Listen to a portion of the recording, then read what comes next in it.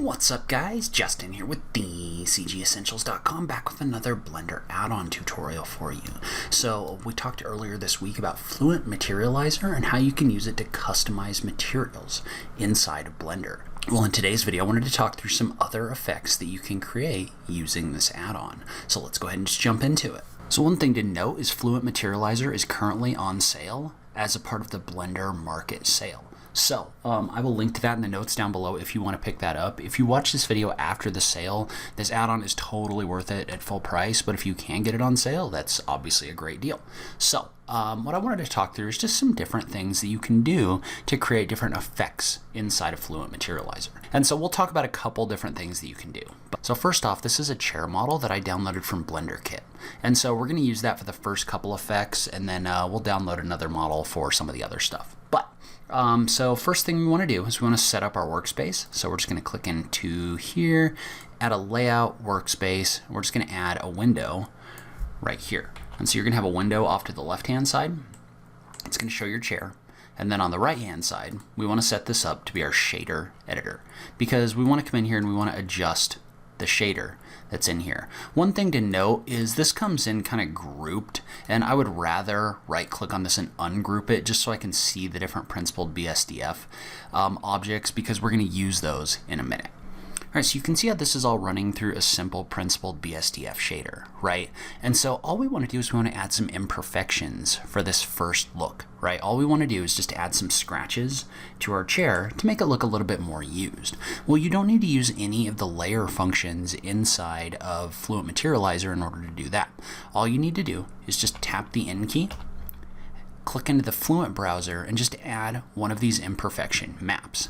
And so remember, these imperfections right here are going to basically plug into a normal map. So for this chair, all we have to do is just bring in one of these, and we just need to drag it into the normal stack. Because if you remember, these are designed to stack on top of each other. So all we want to do is we want to add some scratches to this normal map. So all we have to do is just drag this up in here like this.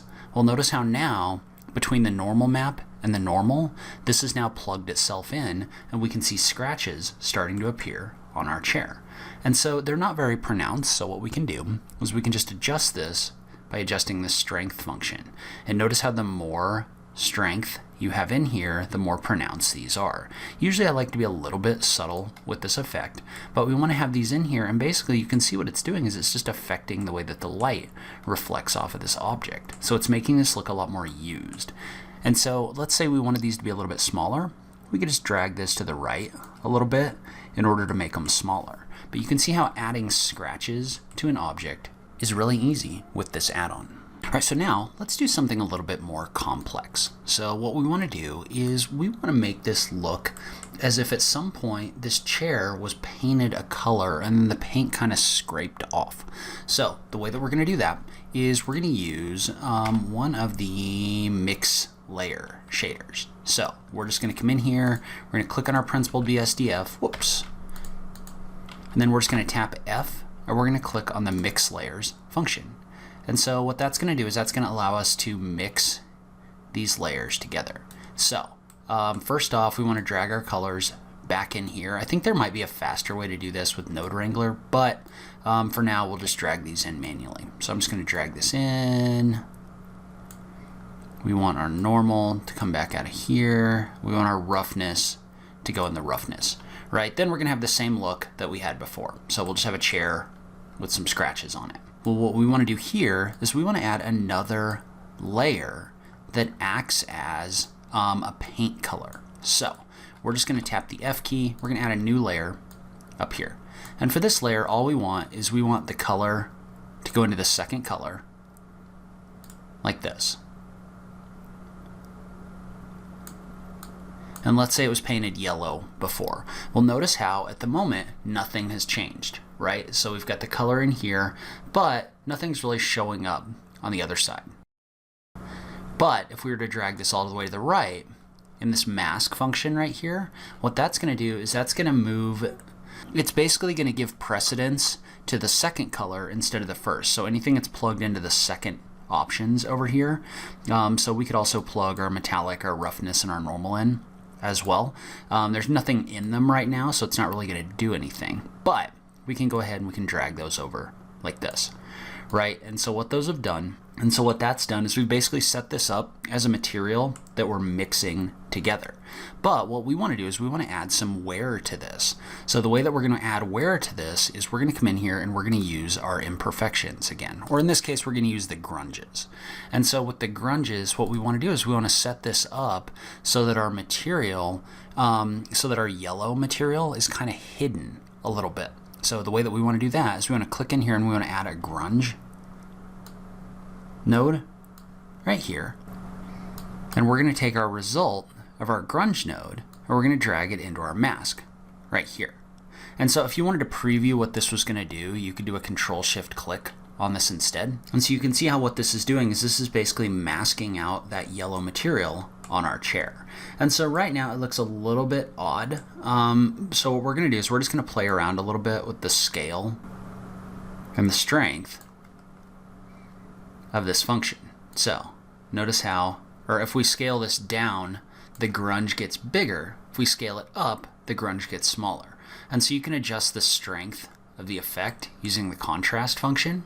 So we could scale this up, for example, but then we could use the contrast to adjust how strongly this is occurring.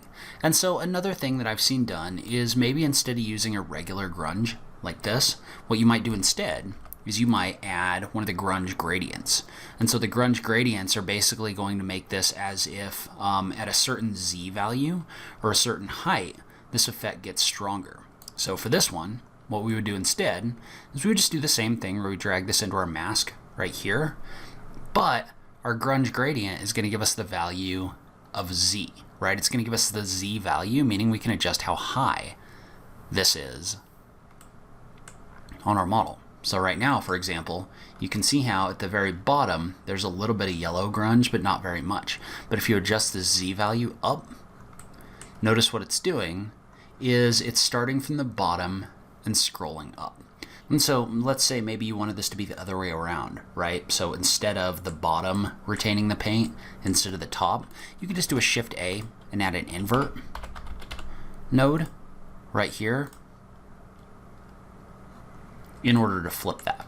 So that way, you know, this is more worn on the bottom as opposed to the top. And then you can use that Z value in order to adjust how high that wear goes. And so let's open up the shader ball that comes with Fluent. And so what we want to do is we just want to click on the body of the object right here. We're just going to click on New to add a new shader. So the first thing we want to do is we want to add a color, which we're just going to add a new layer right here. So it's just going to be a very simple layer.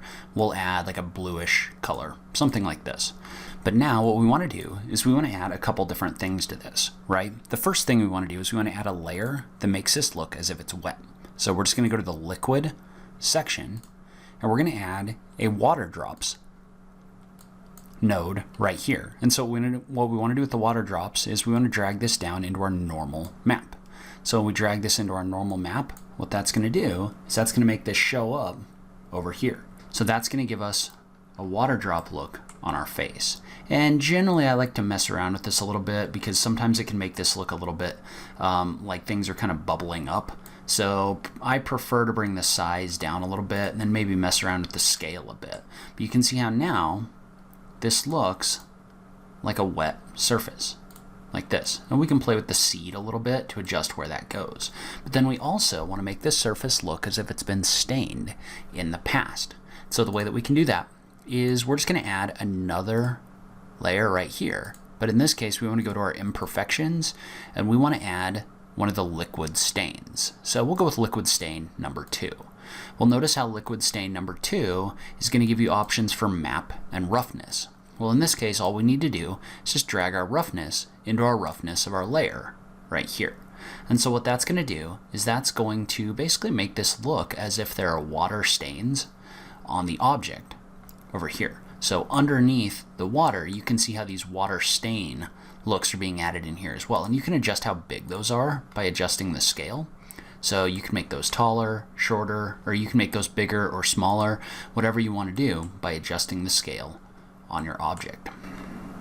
Okay, and then finally, let's make this look as if there's wear around the edges. And so we're going to need a couple things in order to do this, because if you think about an edge and you want to show wear, right, you need a color that's over the top, and then you need a color that's going to be underneath that's going to show through when something is worn. So what we want to do is we want to take this and we want to add a mix layer. So we're just going to tap the F key. We want to add a mix layer right here. And then you can just take these colors and just drag them into the associated maps like this. But then we want to add another layer with the color that's going to be down below, right? So we just want another layer that's going to basically be the setup that we have for our other colors.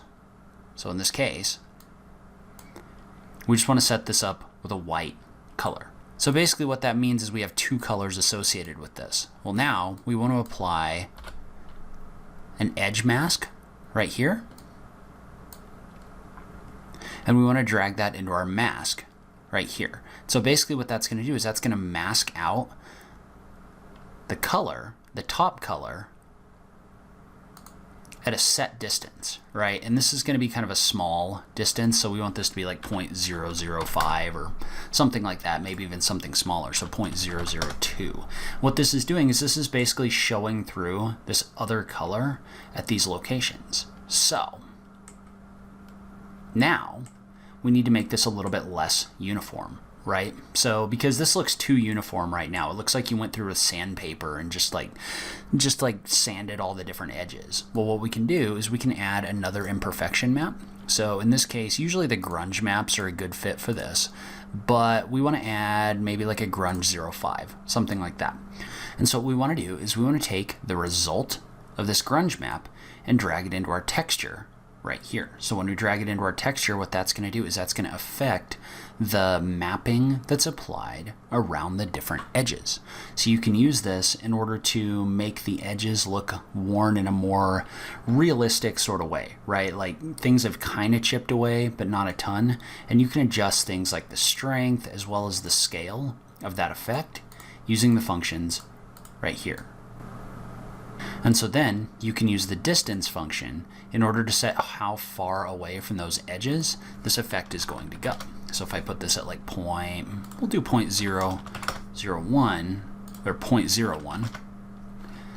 Notice how I'm getting a much more like random wear look on my edges right here. And just as kind of an interesting alternative, because we have this in as an edge mask right now, but if we were to just take the grunge and just take the result and put it into the mask right here, what that's going to do is that's going to apply the grunge to the entire thing instead of just to the edges. So you could also use the grunge in order to make this look like it's worn from a paint standpoint using just this map as well. But we're going to leave it as edges for right now. So remember, currently Fluent Materializer is on sale in the Blender market. So if this is interesting to you, make sure you go check it out. Leave a comment below. Let me know what other Fluent Materializer tech tutorials you'd like to see. As always, thank you so much for taking the time to watch this. I really appreciate it, and I will catch you in the next video. Thanks, guys.